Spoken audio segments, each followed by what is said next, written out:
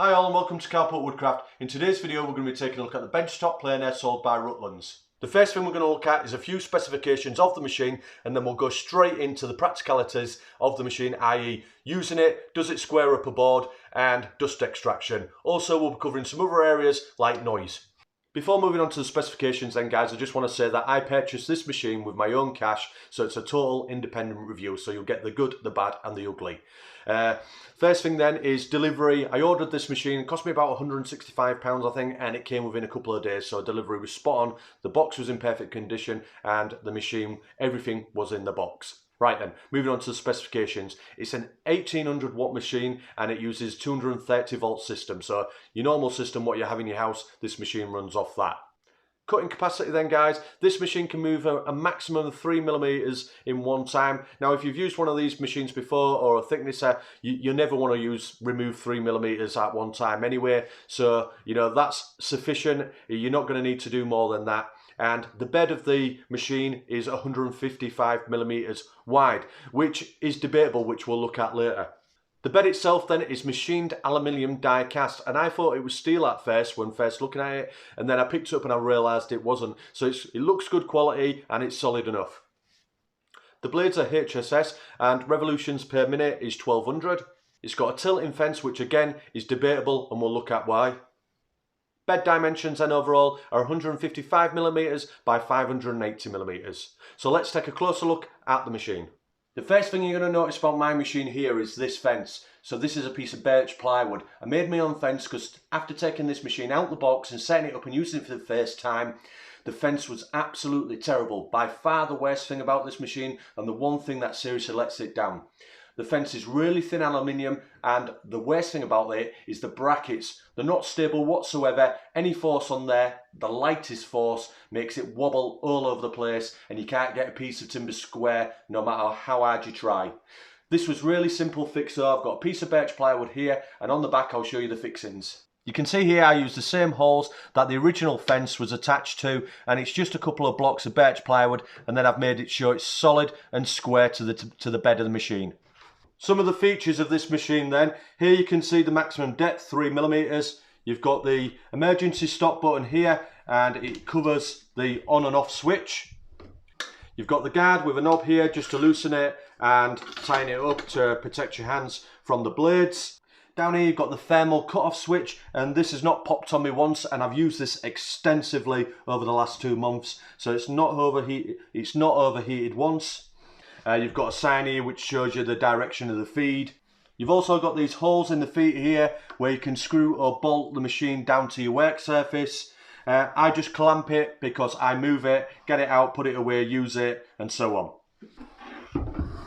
On the back of the machine then, you've got the fan port, and you can feel the heat what comes out of here, and like I said before, it doesn't get that hot at all even when using for extensive periods of time. You've got the dust extraction port, which is 50mm in diameter.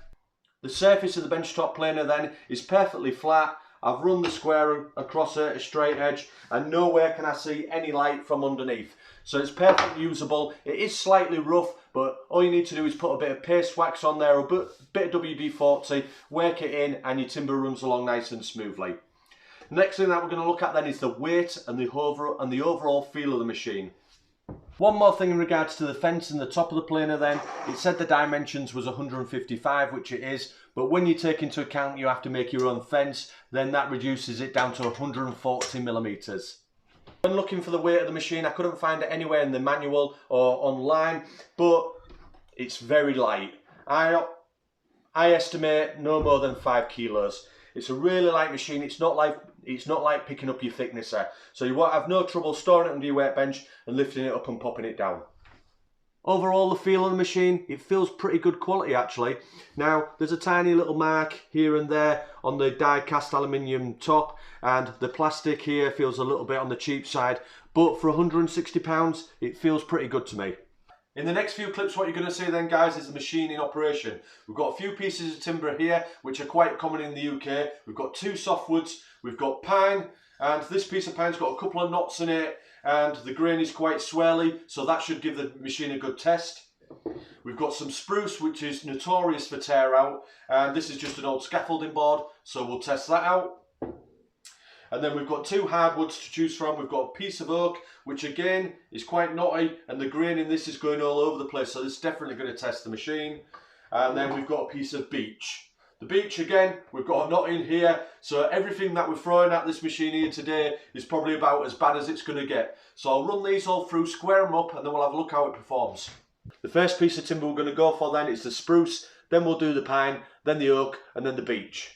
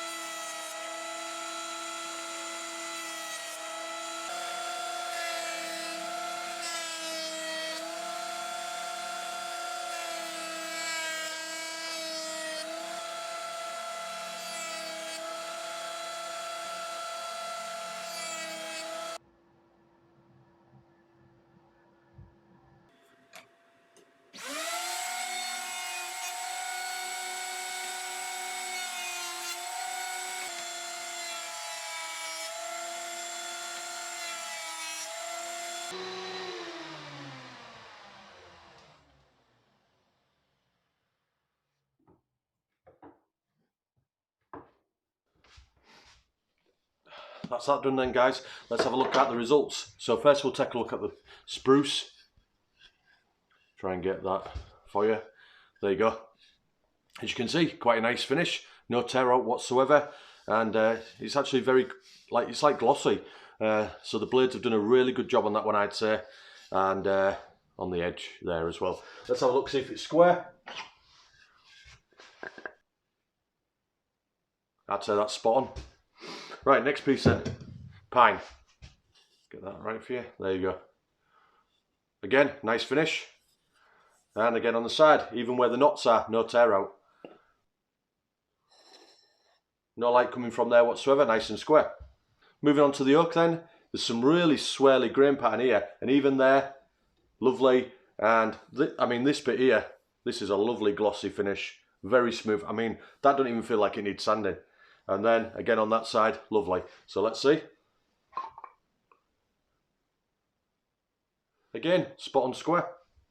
Moving on to the beech then, and I think the beech is probably the hardest out of the bunch, harder than the oak in fact. I think it's great for chopping boards. So if we go like that and check it for square, yeah, lovely. And again, a lovely shiny finish. Even where that terrible knot was, that's just a crack. We've got no tear out whatsoever. So lovely results there, great results in fact. So we'll move on then. The next thing you're going to see is a screen recording which is of an app what's going to measure the decibels of the machine. So basically, how loud is it? So we'll go to the screen recording now and we'll see how loud this machine is.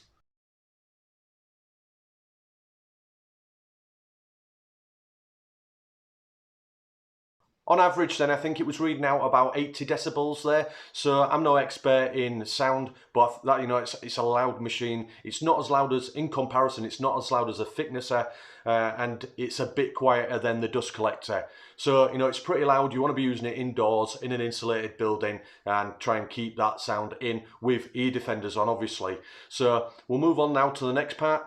Moving on then to the next part then, guys, is the dust extraction. And you can see I've got a 100mm hose which is just leaning up against this 50mm dust extraction chute. And there's no bits down here whatsoever, and this is after we've just planed all that timber down.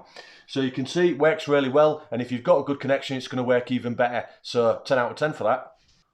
There's several upgrades you can do to this machine then, guys. Like one that I've done, for instance, is improving the fence. I think that's a must. Straight away out the box you need to do that.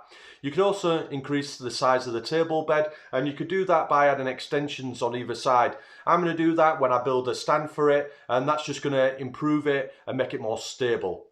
Overall then, would I recommend this machine then? For the price, yeah. Would I prefer something bigger with a lot more capacity? Yeah. But does this do the job?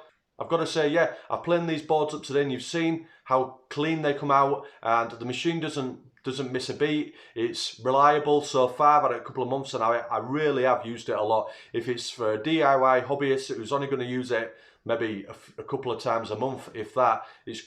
No doubt it should last years, but for me, I've used it on a weekly basis and I've put a lot of timber through it, and you know, it's done it with flying colours, so I highly recommend it. If you've enjoyed today's video, guys, it's been useful for you, I highly recommend that you subscribe, hit that notification bell, leave a comment even. I answer all the comments, and there's plenty more videos like this, woodworking videos, review videos and more. And if you're a regular channel supporter, you can also support the channel through Patreon, through the new channel membership, or through one-off payments through PayPal. And on that note, guys, I'll let you get off and I'll catch you on next week's video. So stick around and I'll see you then. Bye!